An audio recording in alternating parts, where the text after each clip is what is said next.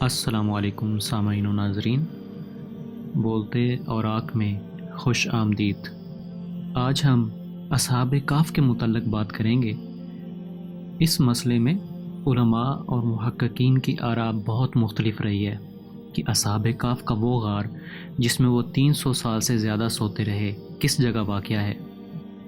بعض حضرات نے اس کی جگہ ترکی کے شہر افسس میں بتائی ہے، بعض نے اندلس کے ایک غار کو اصحاب کہف کا غار قرار دیا ہے، بعض نے کہا ہے کہ وہ اردن میں واقع ہے، بعض کا کہنا ہے کہ شام میں ہے، اور بعض کا خیال ہے کہ وہ یمن میں ہے۔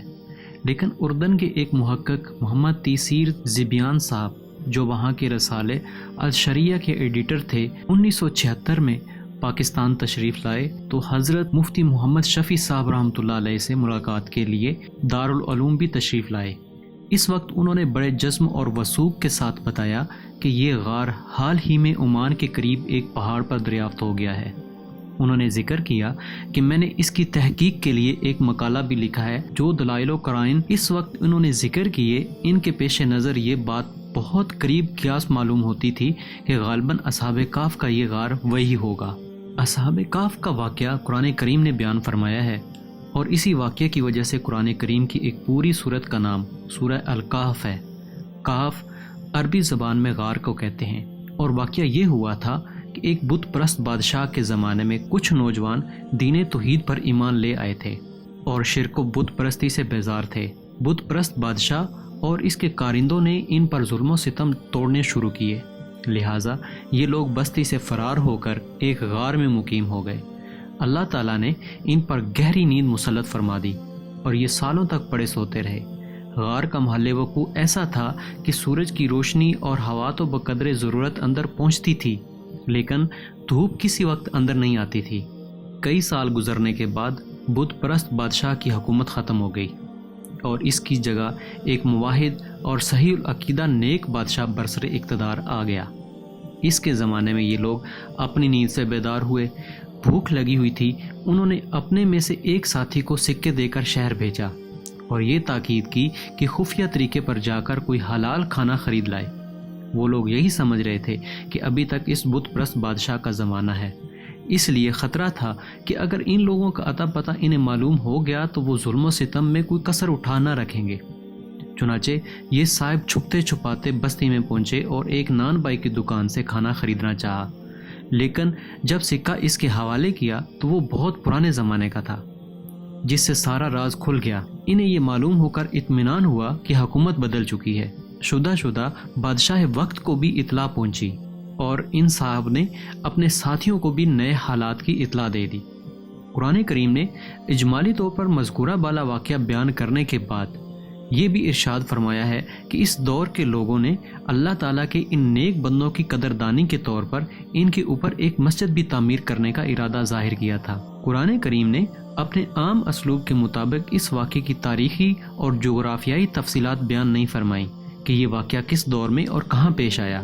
چنانچہ تاریخی روایات کی بنیاد پر مفسرین اور مورخین نے اس سلسلے میں مختلف آراء ظاہر کی ہیں۔ زیادہ تر محققین کا رجحان یہ ہے کہ یہ واقعہ حضرت عیسیٰ علیہ السلام کے عروج آسمانی کے کچھ ہی عرصے بعد، یعنی پہلی سے تیسری صدی عیسوی تک کا ہے۔ اس وقت اس علاقے پر نبطی بت پرست بادشاہ کی حکمرانی تھی، لیکن رفتہ رفتہ دین عیسوی جو فلسطین کے علاقے میں ظاہر ہوا تھا، اس کے اثرات یہاں تک پہنچ رہے تھے۔ انہی کی بنا پر یہ نوجوان اس دین کے حلقہ بگوش ہوئے۔ پھر جس زمانے میں یہ سعید روحیں غار میں محو خواب تھیں، اس دور میں رفتہ رفتہ دین عیسوی کے پیروکار اس علاقے کو نبطی حکمرانوں سے آزاد کرا کر اپنی حکومت قائم کرنے میں کامیاب ہو گئے، اور یہاں کے باشندوں نے بھی دین عیسوی قبول کر لیا۔ پھر جب نیند سے بیدار ہونے کے بعد ان حضرات کو بدلے ہوئے حالات معلوم ہوئے تو اگرچہ انہیں دین برحق کی نشر و اشاعت سے خوشی ہوئی، لیکن انہوں نے اپنے لیے یہی پسند کیا کہ دنیا کے ہنگاموں سے الگ اسی غار میں اپنی باقی زندگی گزار دیں۔ لوگوں نے اصرار بھی کیا کہ وہ اب شہر میں آ جائیں، لیکن وہ آبادہ نہ ہوئے اور اپنی باقی زندگی اس غار میں گزار دی۔ بعض روایات سے معلوم ہوتا ہے کہ جب بادشاہ وقت ان کا حال معلوم کر کے ان کی زیارت کے لیے غار میں پہنچا تو ان کا انتقال ہو چکا تھا، لیکن دوسری روایات میں ان کی وفات کے بارے میں خاموشی ہے۔ مسیح مصادر میں بھی یہی قصہ معمولی فرق کے ساتھ بیان ہوا ہے۔ کہتے ہیں کہ سب سے پہلے اس واقعے کی تفصیلات 521 ہجری میں ساروخ، عراق کے ایک کاہن نے جس کا نام یعقوب یا جیمس تھا، ایک مفصل مقالے میں لکھی تھی۔ یہ مقالہ سریانی زبان میں تھا، پھر اس کے یونانی اور لاطینی ترجمے ہوتے رہے۔ اس کے بیان کے مطابق یہ واقعہ 650 عیسوی میں ایشیائی کوچک کے شہر افسس میں پیش آیا تھا۔ ان نوجوان کی تعداد 7 تھی اور یہ اللہ تعالیٰ کی قدرت کاملہ کا پیغام دنیا کو سنا کر دوبارہ اسی غار میں سو گئے۔ چونکہ یعقوب ساروغی نے ان کے بارے میں دوبارہ سونے کا لفظ استعمال کیا تھا، اس لیے بہت سے لوگوں کا اعتقاد یہ بھی رہا ہے کہ اصحاب کہف ابھی تک زندہ ہیں اور قیامت کے قریب دوبارہ اٹھیں گے۔ مسیح مصادر میں تقریباً جزم کے ساتھ یہ بیان کیا گیا ہے کہ یہ واقعہ ترکی کے شہر افسس کے قریب پیش آیا تھا، جس کا اسلامی نام ترسوس ہے، اور وہیں پر ایک غار کے بارے میں کہا جاتا ہے کہ یہ اصحاب کہف کا غار ہے۔ شاید انہی مسیح روایات کے زیر اثر بہت سے مسلمان مفسرین اور مورخین نے بھی اصحاب کہف کا محل وقوع افسس ہی کو بتایا ہے۔ تاہم حضرت عبداللہ بن عباس رضی اللہ تعالیٰ عنہ کی ایک روایت تفسیر ابن جریر رضی اللہ تعالیٰ عنہ میں مروی ہے، جس میں حضرت ابن عباس رضی اللہ تعالیٰ عنہ نے فرمایا کہ اصحاب کہف کا غار خلیج عقبہ کے قریب یعنی اردن میں واقع ہے۔ روایت اور متعدد دوسرے قرائن کی بنیاد پر آخر دور کے بہت سے محققین نے اسی کو ترجیح دی ہے کہ یہ غار اردن میں واقع ہے۔ حضرت مولانا حفظ الرحمان صاحب سیوہاروی نے قصص القرآن میں اس موضوع پر بہت مفصل بحث کی ہے اور متعلقہ تاریخی اور جغرافیائی شواہد کی روشنی میں اسی کو درست قرار دیا ہے کہ یہ غار اردن میں ہے۔ حضرت مولانا سید سلمان ندوی رحمۃ اللہ علیہ نے بھی ارض القرآن میں قرآن کے قدیم شہر پٹرا کو رقیم قرار دیا ہے۔ حضرت مولانا مفتی محمد شفیع صاحب رحمۃ اللہ علیہ نے بھی تفسیر معارف القرآن میں مفصل بحث کے بعد اس طرف رجحان ظاہر فرمایا ہے کہ یہ غار اردن میں ہے، اور مولانا ابوالکلام آزاد رحمۃ اللہ علیہ کی رائے بھی یہی تھی۔ ان تمام حضرات کی تحقیق کا حاصل یہ ہے کہ اردن کے مشہور تاریخی شہر پٹرا کا اصل نام رقیم تھا، جسے رومی حکومت نے بدل کر پٹرا کر دیا، اور یہ غار اسی کے قریب کہیں واقع تھا۔ لیکن 1953 عیسوی میں اردن کے محقق تیسیر زبیان صاحب کو کسی طرح پتہ چلا کہ عمان کے قریب ایک پہاڑ پر ایک ایسا غار واقع ہے جس میں کچھ قبریں اور مردہ ڈھانچے موجود ہیں، اور اس غار کے اوپر ایک مسجد بھی بنی ہوئی ہے۔ چنانچہ وہ اپنے ایک ساتھی کے ہمراہ اس غار کی تلاش میں روانہ ہوئے۔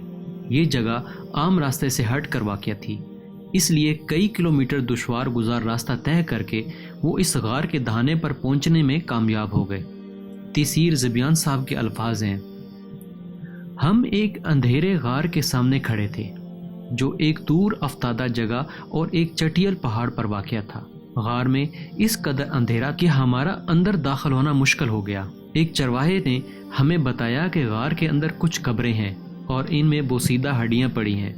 غار کا دروازہ جنوب کی سمت تھا اور اس کے دونوں کناروں پر 2 ستون تھے جو چٹان کو کھود کر بنائے گئے تھے۔ میری نظر اچانک ان ستونوں پر بنے ہوئے نقوش پر پڑی تو اس پر بیزنطی نقوش نظر آ رہے تھے۔ غار کو ہر طرف سے پتھروں کے ڈھیروں اور ملبے نے چھپایا ہوا تھا، اور یہاں سے تقریباً 100 میٹر کے فاصلے پر ایک بستی تھی جس کا نام رجیب تھا۔ تیسیر زبیان صاحب نے اپنی تحقیق جاری رکھی، محکمہ آثار قدیمہ کو متوجہ کیا۔ بالآخر ایک ماہر اثریات رفیق دجانی صاحب نے ماہرانہ تحقیق کے بعد یہ رائے ظاہر کی کہ یہی غار اصحاب کہف کا غار ہے۔ چنانچہ 1961 عیسوی میں اس کی کھدائی کا کام شروع ہوا تو اس رائے کی تائید میں بہت سے قرائن و شواہد ملتے چلے گئے، جن میں سے چند ایک آپ کے سامنے بیان کرتے ہیں۔ نمبر 1، اس غار کا دہانہ جنوب کی طرف ہے، جس کا نتیجہ یہ ہے کہ اس پر قرآن کریم کی آیت پوری صادق ہے۔ آیت کا ترجمہ ہے: اور تو دیکھے گا سورج کو جب وہ طلوع ہوتا تو اس کے غار سے دائیں جانب جھکتا ہوا گزرتا ہے، اور جب غروب ہوتا تو ان کے بائیں جانب کترا کر گزرتا، اور یہ لوگ اس غار کے کشادہ حصے میں تھے۔ اس غار میں صورتحال یہی ہے کہ دھوپ کسی وقت اندر نہیں آتی، طلوع و غروب کے وقت دائیں بائیں سے گزر جاتی ہے، اور غار کے اندر ایک کشادہ خلا بھی ہے جس میں ہوا اور روشنی آرام سے پہنچتی ہے۔ نمبر 2، قرآن کریم نے یہ بھی ذکر فرمایا ہے کہ بستی کے لوگوں نے اس غار کے اوپر مسجد بنانے کا ارادہ کیا تھا، चुनाचे इस गार के ठीक ऊपर खुदाई करने और मलबा हटाने के बाद एक मस्जिद भी बरामद हुई है जो कदीम रूमी तर्ज के पत्थरों से बनी हुई है। इनका कहना है कि ये शुरू में बाज़ंतीनी तर्ज का एक माबद था और अब्दुल मलक बिन मरवान रहमतुल्लाह अलैह के ज़माने में इसे मस्जिद बनाया गया। नंबर 3, असर हाज़िर के बेशतर मुहक्किकीन का कहना यह है कि वो मुशरिक बादशाह जिसके जुल्म सितम से तंग आकर असहाबे काफ ने गार में पनाह ली थी, ट्राजान था, जो 98 ईस्वी से 117 ईस्वी तक हुक्मरान रहा है। और इसके बारे में ये मशहूर है कि वो बुत परस्ती से इनकार करने वालों पर सख्त जुल्म ढाता था। तारीख से ये भी साबित है कि ट्राजान ने 106 ईस्वी में शर्क़ उर्दन का इलाका फतह कर लिया था और वो बादशाह जिसके दौर में असहाबे काफ बेदार हुए, इसका नाम जदीद मुहक्किकीन थियोडोसीस बताते हैं, जो 5वीं सदी के आगाज़ में गुजरा है। दूसरी तरफ इस नए दरियाफ्त शुदा गार के अंदर जो सिक्के पड़े हुए मिले हैं, इनमें से कुछ ट्राजान के ज़माने के हैं, जिससे इस ख्याल को बहुत तक़वियत मिलती है कि यही असहाबे काफ का गार है। नंबर 4, कुरान करीम ने असहाबे काफ को असहाबुल काफ व रकीम यानी कि गार और रकीम वाले कहा है। रकीम क्या चीज़ है, इसकी तशरीह में मुख्तलिफ आरा बयान की जाती हैं, लेकिन बेशतर मुहक्किकीन का ख्याल ये है कि रकीम इस बस्ती का नाम था जिसमें इब्तदान ये हजरात आबाद थे। अब जिस जगह ये गार वाक़या है वहाँ से कुल 100 मीटर के फासले पर एक छोटी सी बस्ती रजीब कहलाती है। रफ़ीक दुजानी साहब का ख्याल ये है कि ये रकीम की बिगड़ी हुई शक्ल है, क्योंकि यहाँ के बुद्दू अक्सर काफ को जीम और मीम को बा से बदल कर बोलते हैं। चुनाचे अब हुकूमत उर्दन ने इस बस्ती का नाम सरकारी तौर पर रकीम ही कर दिया है। बाज़ कदीम उलमाए जोग्राफिया ने भी रकीम की बस्ती को ओमान के करीब बताया है। चुनाचे मारूफ जोग्राफिया निगार अबू अब्दुल्ला अल-बिशारी अल-मुक़द्दसी अपनी किताब ahsanul तकासीम फ़ी मारफतुल अकालीम में लिखते हैं, जिसका तर्जुमा ये है, रकीम शर्क़ उर्दन में ओमान के करीब एक शहर है जहाँ एक गार भी पाया गया है, जिसमें कुछ इंसानी ढांचे भी हैं जो ज़्यादा बोसीदा नहीं हुए। इसके अलावा याकूत हमवी रहमतुल्लाह अलैह ने भी रकीम की तशरीह करते हुए एक कौल ये भी नकल किया है कि दमिश्क के मज़ाफ़ात में जो अरबी सरजमीन बिलका कहलाती है, इसमें शहर ओमान के करीब एक जगह है जिसके बारे में इन लोगों का ख्याल है कि वही काफ और रकीम है। नंबर 5, तीसीर ज़िबियान साहब ने बाज़ रिवायात नकल की हैं जिनसे मालूम होता है कि करूने ऊला के मुसलमान इस इलाके के किसी गार को असहाबे काफ का गार समझते थे। हज़रत उबादा बिन सामत रज़ी अल्लाह ताला अन्हो के बारे में मरवी है कि हज़रत सदीक़ अकबर रज़ी अल्लाह ताला अन्हो ने इन्हें बादशाह रूम के पास एलची बनाकर भेजा, तो वो रास्ते में शाम व हिजाज के रास्ते पर एक पहाड़ से गुजरे जिसका नाम जबल रकीम था।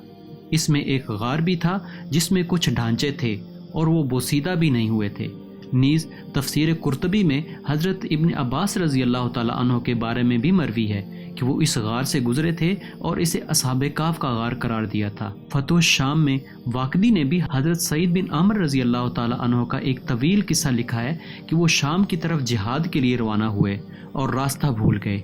बिलआखिर भटकते भटकते जबल रकीम के पास पहुँचे तो इसे देख कर पहचान गए। अपने साथियों को बताया कि ये असहाबे काफ का गार है। चुनाचे वहाँ नमाज पढ़कर ओमान शहर में दाखिल हुए। बहरकैफ इतने पुराने वाक़े के महल वक़ू के बारे में हतमी तौर पर 100% यकीन के साथ कुछ कहना तो मुश्किल है, लेकिन इसमें शक नहीं कि अब तक जितने मकामात के बारे में मकाम असहाब काफ होने की राय ज़ाहिर की गई है, इन सब में जितने ज़्यादा कराइन व शवाहिद इस गार के हक़ में हैं, किसी और गार के हक़ में इतने कराइन मौजूद नहीं हैं। तीसीर ज़िबियान साहब ने अपनी किताब में अफसस के गार से इस गार का मुआजना भी किया है। इस मुआजने से भी यही साबित होता है। गार ओमान शहर से 7 किलोमीटर जनूब में वाक़या है और उर्दन के मरकज़ी शाहरा जो उकबा से ओमान तक गई है, इससे इसका फासला 3 किलोमीटर है। अब कारों के लिए पहाड़ के ऊपर तक जाने के लिए रास्ता बना दिया गया है। पहाड़ के ऊपर थोड़ा सा चढ़ें तो एक कुशादा सहन सा है जिसमें कदीम तर्ज तामीर के कुछ सतून वगैरह बने हुए हैं। सहन को अबूर करके गार का दहाना है। दहाने के फर्श पर एक खासी चौड़े पत्थर की बनी हुई एक चौखट सी है। इससे गार के अंदर उतरने के लिए तकरीबन 2 सीढ़ियां नीचे जाना पड़ता है। यहाँ आकर یہ غار 3 حصوں میں تقسیم ہو جاتا ہے۔ ایک حصہ دہانے سے سیدھا شمال تک گیا ہے، دوسرا دائیں ہاتھ مشرق کی طرف مڑ گیا ہے، اور تیسرا بائیں ہاتھ مغرب کی طرف۔ مشرقی اور مغربی حصوں میں 8 تابوت نما قبریں بنی ہوئی ہیں۔ مشرقی حصے کی ایک قبر میں ایک چھوٹا سا سوراخ بھی ہے۔ اس سوراخ میں جھانک کر دیکھیں تو ایک انسانی ڈھانچہ صاف نظر آتا ہے۔ اگر اندھیرا ہو تو غار کا مجاور موم بتی جلا کر اندر کا منظر دکھا دیتا ہے، لیکن غار کا جو حصہ جنوب سے شمال کی طرف سیدھا گیا ہے وہاں تقریباً سپاٹ ہے، اور اس کے بارے میں تیسیر زبیان صاحب کا خیال یہ ہے کہ یہی وہ فجوہ ہے جس کا ذکر قرآن کریم میں آیا ہے۔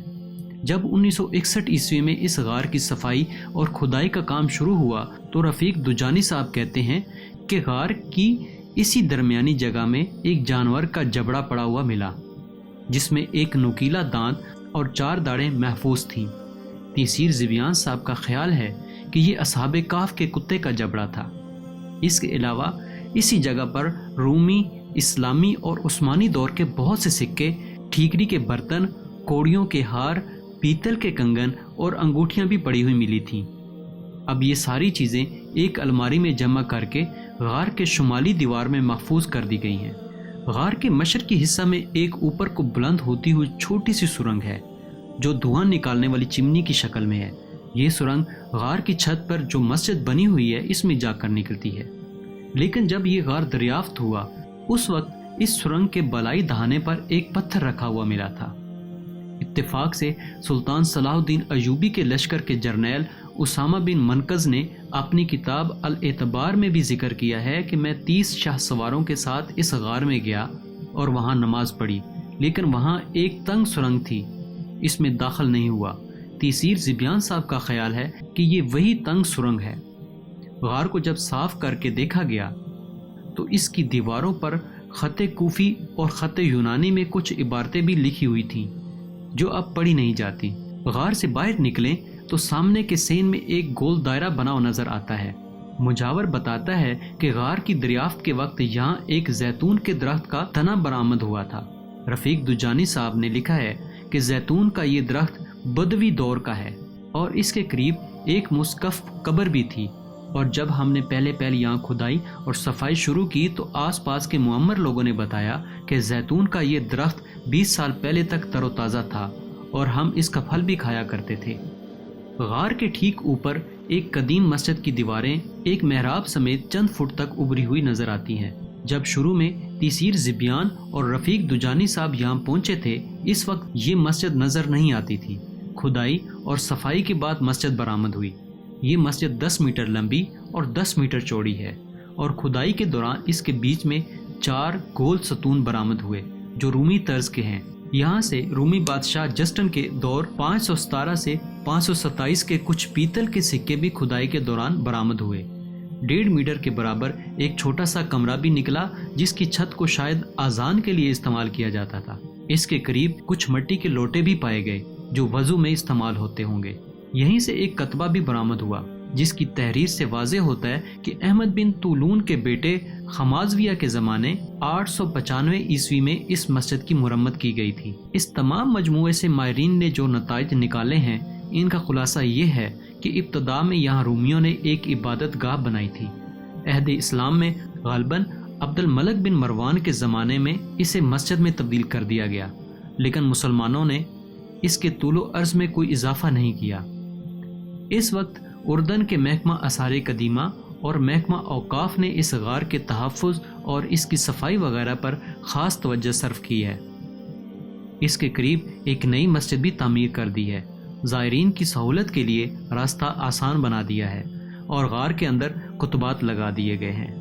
مخدوم مکرم حضرت مولانا سید ابو الحسن علی ندوی صاحب نے اس واقعے کے بصائر و عبر پر ایک مستقل کتاب مارکۃ الایمان و مادیت کے نام سے تحریر فرمائی ہے، جو واقعہ کی تاریخی اور جغرافیائی تحقیقات سے کہیں زیادہ اہم ہے، اور قرآن کریم میں اس واقعہ کا ذکر در حقیقت انہی عبرتوں کی طرف توجہ دلانے کے لیے آیا ہے۔